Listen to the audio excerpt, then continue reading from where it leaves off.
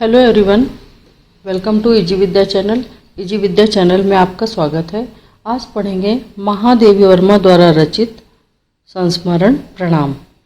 प्रणाम रविन्द्रनाथ टैगोर के प्रति उनकी एक अत्यंत भावपूर्ण और श्रद्धापूर्ण रचना है। इसमें लेखिका ने टैगोर के व्यक्तित्व की विराटता, उनकी कलात्मक दृष्टि और मानवता के प्रति उनके अगाध प्रेम को रेखांकित किया है। प्रणाम महादेवी वर्मा के पथ के साथी संग्रह में संग्रहित प्रथम संस्मरणात्मक निबंध है। इसके लिए इसमें लेखिका ने विश्व कवि रविन्द्रनाथ टैगोर के 3 साक्षात्कारों का वर्णन करते हुए विश्व कवि एवं महामानव के रूप में उनके महान साहित्य और कला की एक झलक प्रस्तुत की है। निबंध का सार इस प्रकार है। व्यक्तित्व और कृतित्व में साम्य। कवींद्र रविंद्र के व्यक्तित्व और उनके द्वारा रचित साहित्य में विचित्र साम्य था। उन्हें देखकर लगता था जैसे उनका साहित्य ही देह धरकर सामने खड़ा हो गया है। साथ ही उनके साहित्य को पढ़कर लगता था जैसे वो स्वयं ही अपने साहित्य में प्रवाहित हो रहे हैं। ऐसा साम्य महान जीवन दृष्टा साहित्यकारों में ही होता है। महादेवी वर्मा जी ने लिखा कि रविंद्र जी का वैसा व्यक्तित्व था जैसा उनका साहित्य। उनका साहित्य ऐसा था जैसे कि वो अपने साहित्य में स्वयं प्रवाहित हो रहे हों। उनके व्यक्तित्व और उनके साहित्य में समानता थी। महादेवी जी का मानना है कि एक महान साहित्यकार का व्यक्तित्व उसकी कृतियों से अलग नहीं होता, जबकि उसका संपूर्ण साहित्य उसके व्यक्तित्व में ही समाहित होता है। उन्होंने कवींद्र रविंद्र के व्यक्तित्व को हूबहू अपनी कलम में उकेरा है। कवींद्र रविंद्र के सौम्य मुख पर घिरे हुए चांदी के रेशों जैसे श्वेत केस उनके गहन अनुभव के परिचायक और उनके मस्तिष्क पर अंकित रेखाएं उनके भावात्मक जीवन के पड़ाव सी प्रतीत होती थीं। उन्होंने लिखा है, उजली भावों में चमकती गहरी आंखें अथाह नील जल कुंड सी थी। उनकी दृष्टि हमारे भीतर बैठकर हृदय के सारे भेद जान लेती थी। उनके व्यक्तित्व में एक अद्भुत विशालता थी, सामर्थ्य थी, सहज स्पष्टता थी जो सभी को आत्मीय बना लेती थी। उठी हुई नाक मानो मनुष्य होने के गर्व की परिचायक थी। सुदृढ़ अधरों में हंसी किसी पहाड़ से झरते झरने से लगती। दृष्टिपथ से उनका धीरे धीरे चलकर ओझल होना ये अनुभूति करा जाता था कि हमने व्यक्ति देखा है या किसी चिंतन राग को रूप में। महादेवी वर्मा का 3 बार रविन्द्रनाथ टैगोर जी से साक्षात्कार होता है। उसी का विवरण देते हुए वे लिखती हैं, मैंने रविन्द्रनाथ टैगोर के 3 भिन्न रूपों में से साक्षात्कार किया है। हमें तीनों में लगा जैसे एक प्रभात है, दूसरा दोपहर और तीसरा संध्या। उनके व्यक्तित्व के ये दर्शन मैंने उनकी गीतांजलि पढ़कर नहीं किए। ये तीनों अनुभूतियां तो अलग अलग परिस्थितियों की हैं और ये परिस्थितियां काव्यात्मक न होकर गद्यात्मक हैं। प्रमुख साक्षात्कार। हिमालय की सुरंग में प्रकृति में स्थित रामगढ़ मुझे विशेष रूप से आकर्षित करता रहा है। वहीं मैंने एक बार कवींद्र रविंद्र के उस छोटे से बंगले के दर्शन किए जहां विश्व कवि अपनी रोगिणी पुत्री के साथ रहे थे और शांति निकेतन जैसी संस्था समर्पित करने की कल्पना भी संजोई थी। किंतु पुत्री की मृत्यु से उनका मन व्यथित हो गया और अब बंगले का स्वामी एक अंग्रेज था। उसने कवींद्र के बंगले की हर वस्तु, उसका बाहर भीतर मुझे भली प्रकार दिखाया। उसे देखकर मैंने कवींद्र रविंद्र की उच्च कलात्मक अभिरुचि का दर्शन किया। वे लिखती हैं, कवि का व्यक्तित्व तो मेरे मानस पटल पर सजीव हो उठा। तभी आसपास के लोगों से ज्ञात हुआ कि किस प्रकार अपने पड़ोसी के पुत्र की चिकित्सा करके और एक वृद्ध की गाय को दवा देकर उसके प्राण रविंद्र ने बचाए थे। एक शिल्पकार की जली झोपड़ी उन्होंने फिर बनवा दी थी।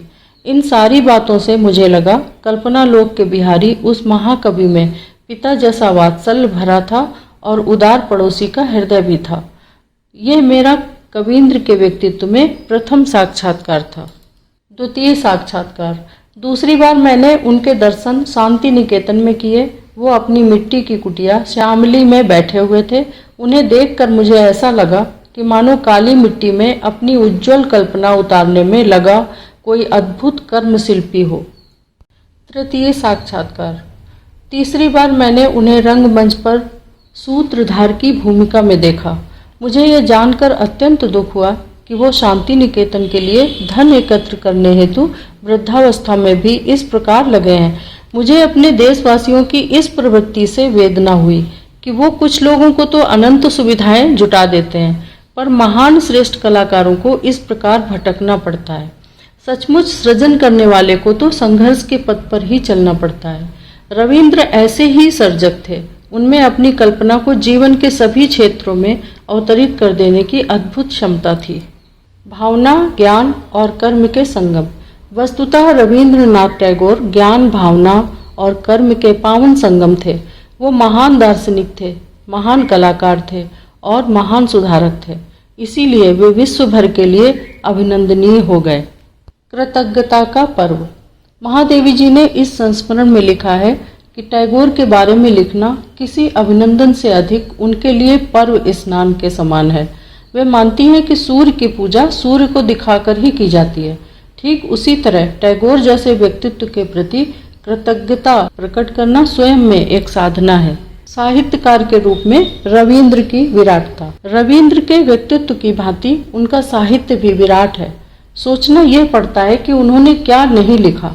उन्होंने अशिव को शिवता, शूद्र को विशालता और सुंदर को सुंदरता प्रदान की। वो विश्व को रासायनिक परिवर्तन करके अमृत रूप में प्रस्तुत करने वाले महान वैद्य थे। साहित्यकार के रूप में ये उनकी सर्वोत्तम विशेषता थी। उनमें अद्भुत सृजन क्षमता थी।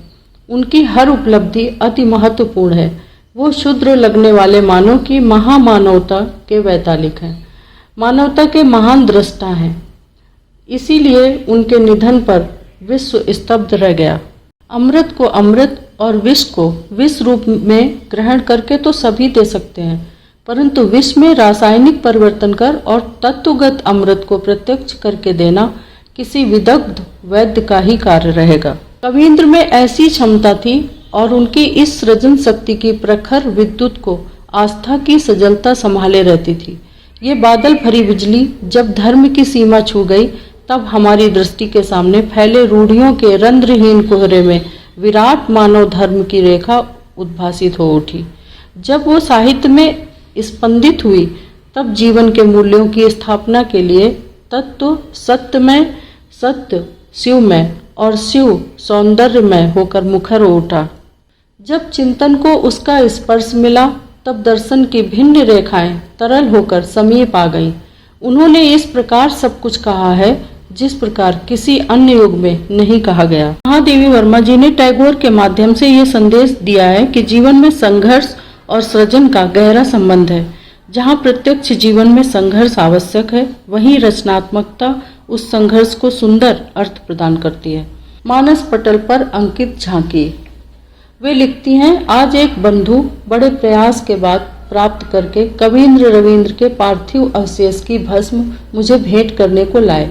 मेरे मानस पटल पर रविंद्र की दिव्य भव्य झांकी उभर आई। वो दीपक बुझकर मुझे एक ज्वाला दे गया है। ये ज्वाला ही उस दीपक के प्रति मेरा प्रणाम है।